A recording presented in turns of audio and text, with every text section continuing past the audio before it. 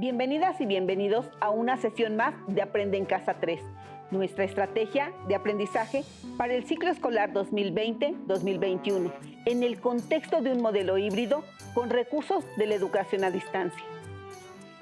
Mi nombre es Yolanda Cruz y hoy me acompaña la maestra Lourdes de Santos.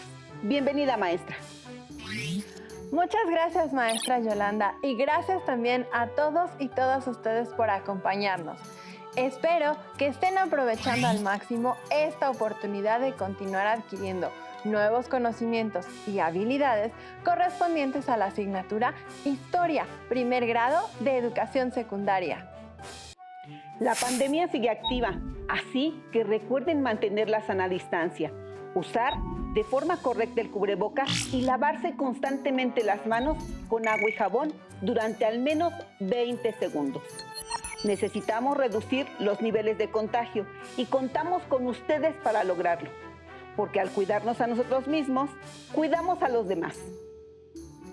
Después de haber revisado el desarrollo de la Primera Guerra Mundial con el uso de las nuevas armas de combate, la participación de Rusia en la Gran Guerra y las causas y consecuencias de una de las revoluciones sociales más importantes del siglo XX, como fue la Revolución Rusa en 1917, el día de hoy nos corresponde analizar el fin de la Primera Guerra Mundial con el Tratado de Versalles como factor de la Segunda Guerra Mundial. Para que vayan tomando nota, les recomendamos tener a la mano lápiz o bolígrafo, colores, cuaderno de trabajo y su libro de texto para realizar las consultas necesarias. ¿Listos y listas? ¡Comenzamos! Como sabemos, entre 1914 y 1918, el mundo vivió uno de los conflictos más importantes de principios del siglo XX, la Primera Guerra Mundial, y, a finales de esta, una revolución social de gran trascendencia, la Revolución Rusa. Con el propósito de destacar la participación de las mujeres en estos conflictos bélicos y recordar lo que hemos revisado en las sesiones anteriores, realizaremos una lectura sobre María Boshkariova, una mujer excepcional que participó tanto en la Gran Guerra como en la Revolución Rusa. En el transcurso de la lectura, traten de identificar los aspectos más importantes de la vida de la protagonista. ¿Qué batallón creó? ¿Y en qué procesos históricos se vio involucrada? La mujer que creó el Batallón de la Muerte. María nació en 1889 en el seno de una familia de campesinos en una pequeña aldea de Novgorod, en el Imperio Ruso. El apellido Boshkariov lo obtendría de su primer esposo, a quien abandonó debido a sus repetidos abusos, y lo mismo sucedería con su segundo esposo. En 1914, con el inicio de la Primera Guerra Mundial y luego de una vida de dificultades, María pensó que un lugar disciplinado como el ejército sería ideal para ella. Era una idea extrañísima. Las mujeres solo servían en el ejército como enfermeras o auxiliares, pero María no quería ser enfermera. Estaba dispuesta a pelear y a disparar un arma. Quería avanzar sobre las líneas enemigas. Armada solo con su voluntad, se presentó a las entrevistas para ser reclutada en el ejército, donde los oficiales se burlaron de ella y le negaron la admisión. Pero decidida a no renunciar, envió una carta al zar de Rusia, Nicolás II. Para sorpresa de todos, el zar respondió con un telegrama dando su autorización. María se unió entonces al 25 Batallón de Reserva del Ejército Imperial Ruso. El resto de los soldados constantemente se burlaban de ella y la maltrataban, pero eso se acabó cuando la vieron pelear. María, que toda su vida había huido, no escapaba del humo, los gritos, las balas o el pánico. Durante la guerra fue herida 2 veces y condecorada 3 por demostrar valentía en el campo de batalla. ganándose el sobrenombre de Yashka y el grado de suboficial superior. En 1917, la Revolución de Febrero terminó con el gobierno del zar Nicolás II, quien abdicó. Para mayo de ese año, durante la administración del gobierno provisional, el entonces ministro de Guerra, Alexander Kerensky, la autorizó para crear un batallón compuesto íntegramente por mujeres. María creó entonces el Batallón de la Muerte. 2,000 mujeres de los más variados orígenes, con profesión y sin ella, jóvenes y mayores, acudieron al llamado para enlistarse. Al final, debido a la férrea disciplina de María, el batallón quedaría conformado por 300 mujeres de acero. En las mangas de sus uniformes llevaban el símbolo de una calavera con los huesos cruzados, que significaba un desafío a la muerte. El 8 de julio de 1917, mientras los hombres vacilaban, las 300 mujeres comandadas por María entraron en batalla, en lo que sería la última ofensiva rusa en la Primera Guerra Mundial. El Batallón de la Muerte terminó cuando los bolcheviques tomaron el poder de la Revolución de Octubre. María sería detenida por cargos de contrarrevolucionaria, por lo que huiría una vez más, pero no podría huir de la muerte, que la alcanzaría finalmente en 1920, cuando regresó a Rusia cansada de escapar y nostálgica de su hogar.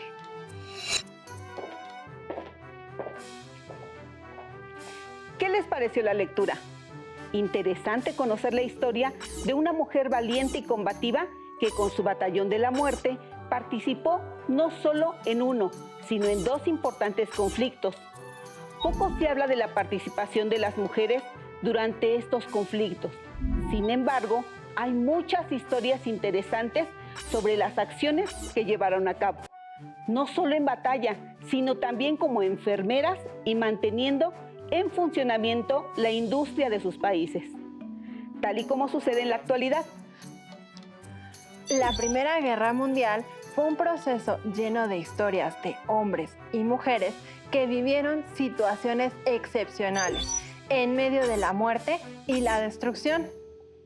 Muy bien, para entrar en materia y analizar el tema que nos ocupa, presten mucha atención a las siguientes preguntas clave. ¿Qué factores propiciaron el fin de la Primera Guerra Mundial? ¿Por qué fue importante la Conferencia de París? ¿En qué consistió el Tratado de Versalles y cómo se relaciona con la Segunda Guerra Mundial? Les sugerimos anotarlas en su cuaderno para que las vayan respondiendo a medida que avanzamos en el propósito de la sesión. Analicemos primero los acontecimientos que detonaron lo que algunos historiadores llaman la crisis de 1917, para referir el inicio del fin de la Primera Guerra Mundial.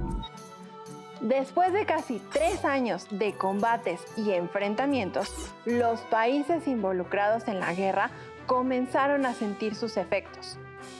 En Francia, por ejemplo, hubo huelgas en fábricas metalúrgicas y amotinamientos en diversos pueblos, debido a la escasez de alimentos y a las familias que protestaban por el agotamiento de los soldados en la guerra de trincheras. En Alemania se dio una división entre los partidarios de continuar la guerra y los que deseaban ponerle fin a las hostilidades. Los partidarios de la guerra se impusieron y Alemania lanzó una ofensiva submarina irrestricta, es decir, que disparaban a cualquier barco en la zona cercana a Inglaterra, sin importar su bandera o si era neutral. Esto fue visto como una amenaza por los norteamericanos ante la destrucción de sus buques cargueros. Por su parte, el Imperio Austrohúngaro también enfrentó conflictos internos. El ejército se vio involucrado en revueltas de rechazo a la guerra y conflictos separatistas que exigían independencia por parte de húngaros, checos y polacos. Como revisamos en la sesión anterior, en 1917 Rusia se ve envuelta en una serie de manifestaciones y huelgas que hacen abdicar al zar Nicolás II.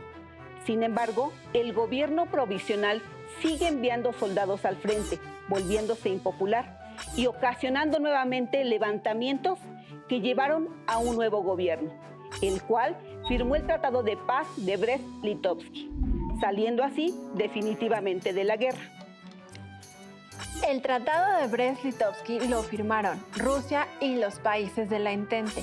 Y como menciona la maestra, con él Rusia concluyó su participación en la guerra. A cambio, tuvo que renunciar a Finlandia, Polonia, Estonia, Livonia, Lituania y Ucrania, entre otros territorios que pasaron a ser propiedad de Alemania, Austria-Hungría y el Imperio Turco Otomano. A cambio, el pueblo ruso logró que sus manifestaciones en favor de abandonar la guerra fueran escuchadas. Sin duda, uno de los factores decisivos que propició el inicio del fin de la guerra en ese mismo año de 1917 fue la entrada de uno de los países que hasta entonces se había mantenido neutral, los Estados Unidos de América. Los principales hechos que contribuyeron a tomar esta decisión fueron el hundimiento de buques cargueros norteamericanos por los submarinos alemanes y el telegrama Zimmermann, enviado por el ministro alemán Arthur Zimmermann al gobierno mexicano, con el fin de establecer una alianza y obtener su apoyo, a cambio de ayudar a México a recuperar los territorios que había perdido producto de la invasión norteamericana en 1857. Pero este mensaje fue interceptado por los servicios de inteligencia británicos, lo que ocasionó la declaración de guerra de los Estados Unidos de América en contra de las potencias centrales. Con la participación de los Estados Unidos, el curso de la guerra se inclinó en favor de las naciones del Entente, al recibir casi 2 millones de soldados norteamericanos en apoyo a las exhaustas tropas inglesas y francesas. En contraste, el ejército alemán padecía hambre y la moral de sus soldados era muy baja, después de la suma de derrotas sufridas por las tropas aliadas en el campo de batalla. Para 1918, la situación de las potencias centrales era muy complicada. Austria-Hungría sufrió una derrota en Italia y las revueltas internas obligaron al emperador Carlos I a abdicar al trono y marcharse al exilio. Por su parte, Alemania también enfrentó disturbios internos que obligaron al Kaiser Guillermo II a abdicar. Fue así como, en noviembre de 1918, el gobierno provisional viajó a París para firmar un armisticio con la Triple Entente y poner fin a las hostilidades. Luego de la firma del armisticio, los Estados Unidos de América, el Reino Unido, Francia e Italia iniciaron un periodo de negociaciones para sentar las bases de un tratado de paz que culminó 6 meses después con la firma del Tratado de Versalles en junio de 1919. Para conocer los detalles, observen con atención el siguiente video y traten de identificar qué propuso el presidente norteamericano Woodrow Wilson en sus 14 puntos. ¿Quiénes negociaron el Tratado de Versalles y cuándo se firmó? ¿Qué sucedió con Alemania al firmar el Tratado de Versalles? ¡Corre video! Al concluir la Primera Guerra Mundial, Estados Unidos, Gran Bretaña, Francia e Italia consideraban necesario controlar a Alemania, que había estado a punto de derrotar a toda la coalición aliada. En noviembre de 1918, en la ciudad francesa de Compiègne, se firmó el armisticio. Y después de 6 meses de negociación, el 28 de junio de 1919, se firmó el Tratado de Versalles, que puso fin oficialmente a la Primera Guerra Mundial.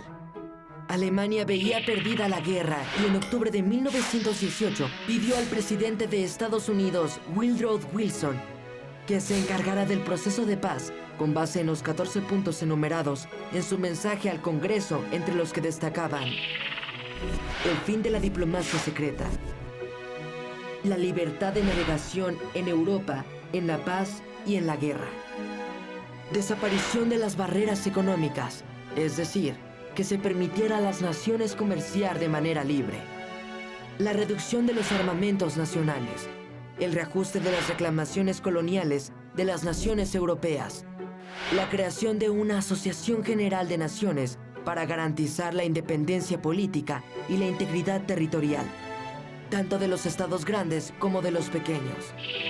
Para Wilson, esto era la mejor prueba de que los alemanes aceptaban los principios básicos para establecer la paz.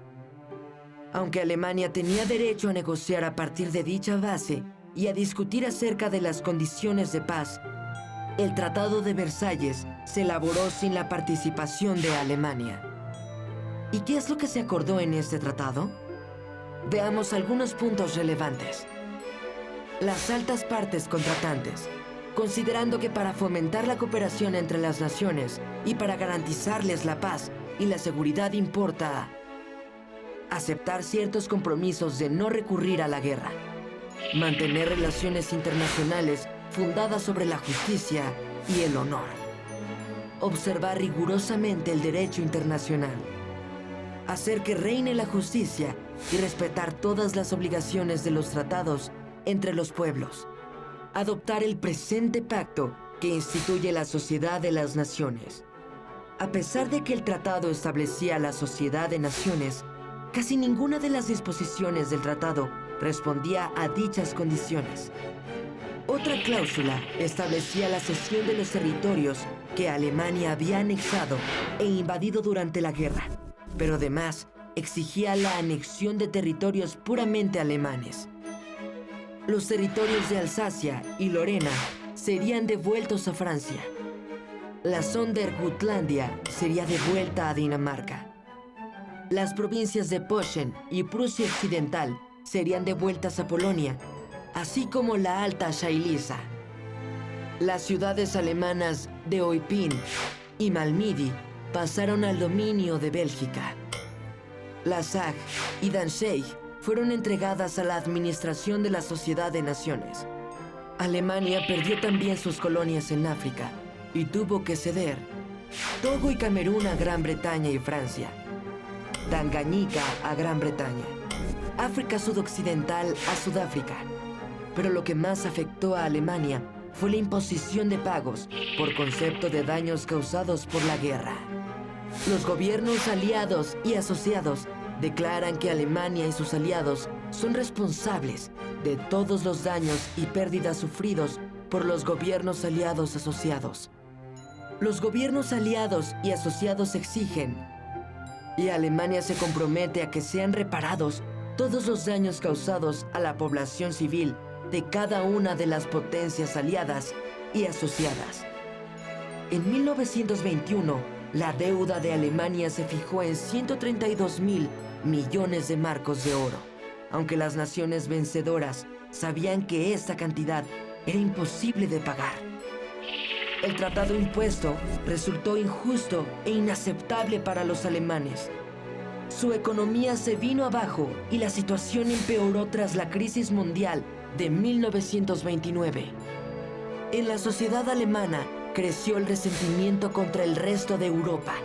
Para algunos historiadores, el Tratado de Versalles contribuyó a la ascensión al poder de Adolfo Hitler y condicionó el futuro de Europa. Como pudieron observar en el video, en sus 14 puntos, el presidente Wilson propuso, entre otras cosas, el fin de los acuerdos o tratados secretos entre las naciones, la libertad de negociación en la paz y en la guerra, reducción de los armamentos nacionales, garantizar la independencia política y la integridad territorial mediante la creación de una Liga de Naciones. En las negociaciones que dieron lugar al Tratado de Versalles participaron Woodrow Wilson, de Estados Unidos, David Lloyd, de Reino Unido, Georges Clemenceau, de Francia, y Vittorio Orlando, de Italia, quienes decidieron dejar fuera de las negociaciones y de la firma del Tratado de Versalles en junio de 1919, nada más y nada menos que Alemania. Así es, cada uno de los países vencedores llegaron a las negociaciones con intereses muy claros en contra de Alemania. Gran Bretaña, por ejemplo, pretendía tener ganancias territoriales en las colonias alemanas de África y Asia. Estados Unidos de América, por su parte, solicitaba el pago de indemnizaciones y la creación de un organismo para preservar la paz mundial. Francia también buscaba el pago de indemnizaciones, la ocupación militar de territorios alemanes y la desmilitarización definitiva de Alemania. Finalmente, Italia también pretendía ganancias en Medio Oriente y África. Ahora que ya conocemos las posturas de los países vencedores, veamos qué sucedió con Alemania a la firma del Tratado de Versalles. En el video pudimos observar que Alemania tuvo una situación muy difícil porque el Tratado de Versalles le obligó a ceder una parte de su territorio.